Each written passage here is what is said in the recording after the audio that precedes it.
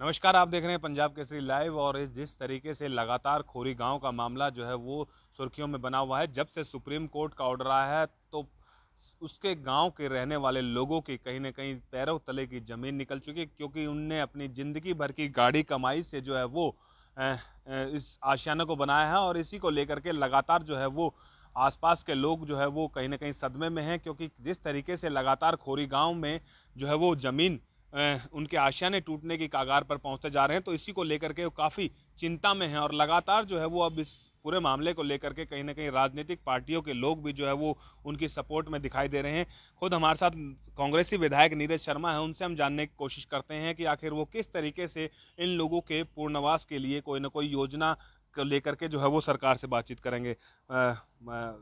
विधायक जी, आप पहुंचे हो आज लगातार खोरी गांव में, आप देख के भी आए हो, क्या लगता है आपको किस तरीके से इस समस्या का जो है वो समाधान निकल पाएगा? नमस्कार जी। देखो, इस विषय में मैं इतना कहना चाहूँगा कि सबसे पहले माननीय सर्वोच्च न्यायालय का जो आदेश है उस पर तो मैं कोई टिप्पणी नहीं करूँगा, परंतु इसके साथ साथ जिन भूमाफियाओं ने इन गरीब लोगों को लूटा है, इन गरीब लोगों को यहाँ फंसाया है, सब प्रथम तो उन भूमाफियाओं के खिलाफ सख्त से सख्त कार्रवाई हो और इन लोगों के लिए पुनर्वास की नीति बने। राजनीति कोई ना करे इसके अंदर, क्योंकि जितना समय जितना एफर्ट राजनीति में जाएगा आप उतना समय कंक्रीट काम में लगाएं तो ज्यादा अच्छा है। गलती इसमें सबकी है, दिल्ली सरकार, हरियाणा सरकार, मौजूदा सरकार, पूर्ववर्ती सरकार, शासन प्रशासन, ऐसा कोई व्यक्ति नहीं था जिसने इन गरीब आदमियों को मिलके नहीं लूटा, इन गरीब आदमियों के साथ मिलके अत्याचार ना किया हो। सबसे पहले हरियाणा के मुख्यमंत्री, दिल्ली के मुख्यमंत्री एक टेबल पे आए और दोनों के स्टेटों के उच्च अधिकारियों को साथ बैठ के और अपना इनके पुनर्वास की बात हो, साथ के साथ ये भी बात हो कि साहब जहां दिल्ली से लाइट आ रही है वो जिम्मेदारी दिल्ली सरकार की हो गई, जहां के आधार कार्ड दिल्ली के हैं, वोटें दिल्ली की हैं, राशन कार्ड दिल्ली के हैं, वो उनकी जिम्मेदारी हो गई। साथ में दिल्ली सरकार ये भी देखे, भाई साहब आप एक बीपीएल कार्ड बनाना हो यहाँ, रिश्वत दे दो तो बन जाएगा। बिना रिश्वत के बीपीएल कार्ड के लिए आपकी जूतियां घिस जाएंगी। एमएलए से तस्दीक कराओ, पार्षद से कराओ, डीसी पे जाओ, एडीसी पे जाओ, एसडीएम पे जाओ, नगर निगम में जाओ, पूरे खानदान की वंशावली चाहिए। इतना तो वंशावली आदमी बेटा बेटी ब्याहने में नहीं करता जितना बीपीएल कार्ड का करता है। यहाँ साहब इतने हजारों राशन कार्ड कैसे बन गए? मैं मेरे सगे भाई के घर में बिजली का कनेक्शन देना चाहूं, उसको बिजली डिपार्टमेंट चोरी मानता है। यहाँ 46 कनेक्शनों से 10,000 घरों में लाइट जा रही है, ये कोई चोरी नहीं है क्या? तीसरा, मोबाइल के टावर लगे पड़े, उनका हर महीने किराया आ रहा है।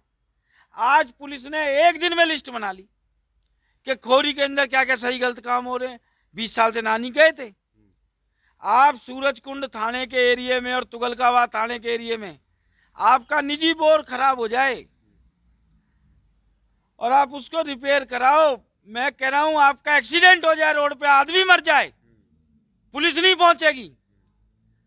और आप जरा सी एक ईंट लगा लो, धेड़ ऐसे पहुंचा मिलेगा अपनी गाड़ी लेके, और ऐसे आपके पैर उखाड़े, अरे कंप्लेंट आ गई 100 नंबर पे, सीपी का फोन आ गया, किसी ने सीपी को वीडियो बना के भेज दी, कोई कहेगा डीसीपी को भेज दी। ये 20 साल से इन लोगों को लूट रहे थे, सीपी डीसीपी को किसी ने वीडियो बना के नहीं भेजी। क्यों? यहां से माल मिलता था। आज ये गरीब आदमी उजड़ रहे, माल नहीं मिल रहा, इनकी कोई सुनवाई करने वाला नहीं है। और ये सारा काम किसने किया? भूमाफियाओं ने किया। और ये लोग इतने डरे हुए हैं, इतने डरे हुए हैं। सरकार के पास सीआईडी है, सीबीआई है, आईबी है, गरीब आदमी मुंह नहीं खोल रहा भूमाफियाओं का। उन्हें डर है कि हमारे कत्ल कर दिए जाएंगे, हमें मार दिया जाएगा, इसलिए वो नाम नहीं ले रहा। और यही भूमाफिया 2014 में हमारे यहाँ एनआईटी 86 में भी सक्रिय हो गया। नहीं तो जब तक बाबा जिंदा थे हमने भूमाफिया को सक्रिय नहीं होने दिया। और अब जब मैं विधायक बन के आया, कस्टोडियन की 25 एकड़ जमीन गौची की इन्होंने खा ली, वक्फ बोर्ड की 4.5 एकड़ की जमीन इन्होंने खा ली, हड्डा रोडी की 2 एकड़ जमीन इन्होंने खा ली। उसके बाद हमारे खेड़ी गुजरान गांव की 4 एकड़ जमीन खाड़ की इन्होंने खा ली। और भाई साहब यकीन मानना, अक्टूबर 2019 में शपथ ली है, चंडीगढ़ से लेके और जो सिस्टम का क्लर्क चपरासी होता है ना, नीरज शर्मा, उस तक गया है। क्या मुख्यमंत्री, क्या रेवेन्यू मिनिस्टर, क्या एफसीआर, क्या वक्फ बोर्ड, क्या रिहेबिलिटेशन डिपार्टमेंट, क्या डीसी, क्या तहसीलदार। भारतीय जनता पार्टी की सरकार नहीं सुन रही या अधिकारी नहीं सुन रहे, तो आम जनता का क्या हाल होगा? नहीं साहब, देखिए, मैं ये नहीं कहता, ये आपसे कौन कह रहा है जी जीरो टॉलरेंस पे भाजपा कह रही है काम हो रही है? क्या मुख्यमंत्री जी को नहीं पता गोंची और खेड़ी गुजरात?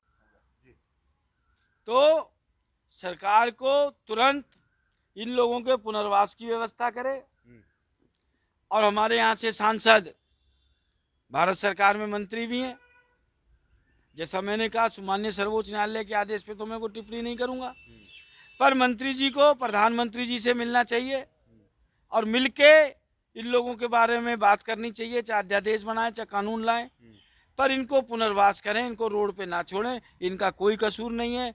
इनसे धोखे से भूमाफियाओं ने पैसे लिए हैं और उन भूमाफियाओं के खिलाफ इतनी सख्त कार्रवाई हो कि वो भूमाफिया फरीदाबाद छोड़ो पूरे हिंदुस्तान में दूसरी खोरी ना बसा पाए। बिल्कुल, कहीं ना कहीं देखिए, कांग्रेस के विधायक नीरज शर्मा है, उन्होंने साफ तौर से कहा कि कहीं ना कहीं जो जीरो टॉलरेंस का वादा करती है, दावा करती है भारतीय जनता पार्टी सरकार, उसमें जो है वो कई ऐसे भ्रष्टाचार भी इन्होंने कई ऐसे उजागर करे हैं कि जो कि कहीं ना कहीं बड़े मामले हैं और इसकी शिकायत ही आला अधिकारियों को भी दे चुके हैं। लेकिन वहीं खोरी गांव के मामले की बात करी जाए तो इन्होंने साफ तौर से कहा कि हरियाणा सरकार को एक ऐसा सख्त कदम उठाना चाहिए कि जिन लोगों के कारण, जिन लोगों की जो है वो रिश्वत ले लेके जिन लोगों ने इस कॉलोनी को बसाया और आज की डेट में हजारों परिवार आज बेघर होने की कगार पर पहुंच चुके हैं, क्योंकि माननीय सुप्रीम कोर्ट के आदेश हैं, तो उसकी जो है वो पालना हरियाणा सरकार को करनी पड़ेगी। लेकिन उन लोगों के खिलाफ भी सख्त से सख्त कार्रवाई हो जो लोग इसमें पूरे तरीके से दोषी हैं।